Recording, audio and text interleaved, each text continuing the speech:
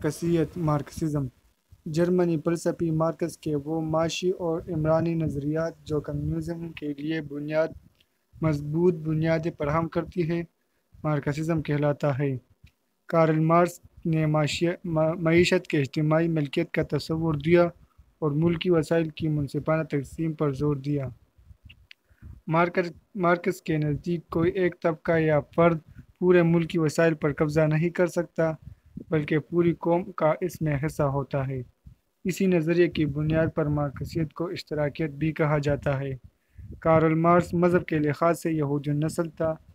آپ نے Berlin university سے فلسفے میں ڈاکٹریٹ پی ایچ ڈی کی ڈگری حاصل کی، تاہم اپنے کمیونسٹ خیالات کی وجہ سے جرمنی سے نکالے گئے۔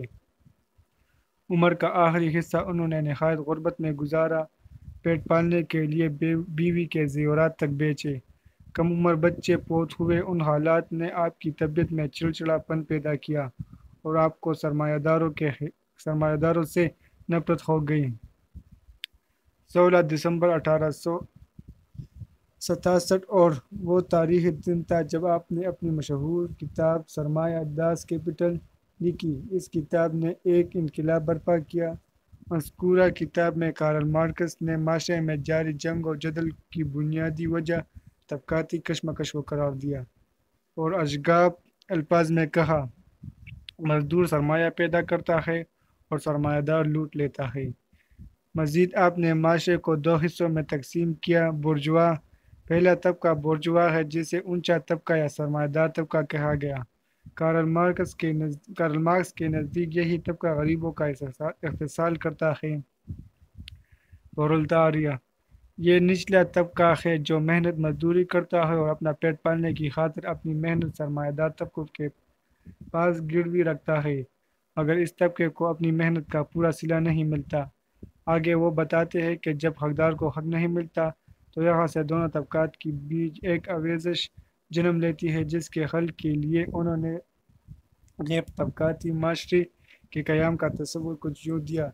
غیر طبقاتی معاشرے سے مراد وہ معاشرہ ہے جس میں ہر شخص سے اس کی صلاحیتوں کے مطابق کام لیا جاتا ہو اور اس کی ضروریات کے مطابق اسے دیا جاتا ہو، جس میں تمام وسائل پیداوار مشترک ملکیت ہو اور کوئی شخص اس پوزیشن میں نہ ہو کہ کسی دوسرے کی محنت کا استحصال کر سکے۔ داس کیپٹل ان نظریات کا پہلا شکار روس بنا، جہاں 1917 کو لینن کی سربراہی میں غربت محنت کشوں نے اپنے حقوق کی خاطر راز روس کا عدلن تختہ کیا اور کمیونسٹ منشور کے مطابق حکومت کی داغ ڈال دی۔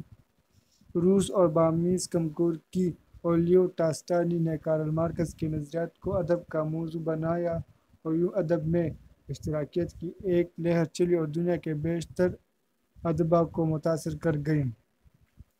ادب میں ہر وہ شاعر اشتراکیت یا مارکسیت کا نمائندہ ہے جو کارل مارکس کے خیالات کا ادب میں پرچار کر کے اور ظالم کے مقابلے میں غریب کا ساتھ دیتا ہے، کسان اور محنت کش کو ادب کا ہیرو بناتا ہے اور پرولتاریہ کے مسائل اجاگر کرتا ہے۔ اردو ادب میں بعض احباب ترقی پسندیت اور اشتراکیت کو ہم معنی قرار دیتے ہیں، حالانکہ یہ ایک ادبی مغالطہ ہے۔ اشتراکیت ترقی پسند نہیں ہو سکتی، مگر ترقی پسندیت میں اشتراکیت کے افکار کا پرچار کیا جا سکتا ہے۔ خدائے سخن میر تقی میر اشتراکیت سخت مگر دیکھیے کس زمانے میں اور کیسی خوبصورتی سے طبقاتی کشمکش کا خلاصہ شعر میں پیش کیا۔ اب میرزادوں سے دلی کے مل نتا مقدور کہ ہم غریب ہوئے انہیں کے دولت سے۔ اردو ادب میں اشتراکیت کے علمبردار نثر و نظم دونوں میں موجود ہیں۔ اردو افسانے میں کرشن چندر راجندر سنگھ بیداری، کسی حد تک سعادت حسن منٹو، جبکہ شاعری میں فیض احمد فیض، احمد ندیم کاسی اور حبیب جالب وغیرہ کے اشتراکی افکار ملتے ہیں۔ درج ذیل شعر بطور مثال دیکھے جا سکتے ہیں۔ عارف شفیق اس پر بھی کتے جھپٹ پڑے، روٹی اٹھا رہا تھا جو کوڑی کے ڈھیر سے۔ دن پڑے ہیں فقط وزیروں کے، وہی حالات ہیں فقیروں کے۔ ہر بلاول ہے دیس کا مقروض، پاؤں ننگے ہیں بے نظیروں کے۔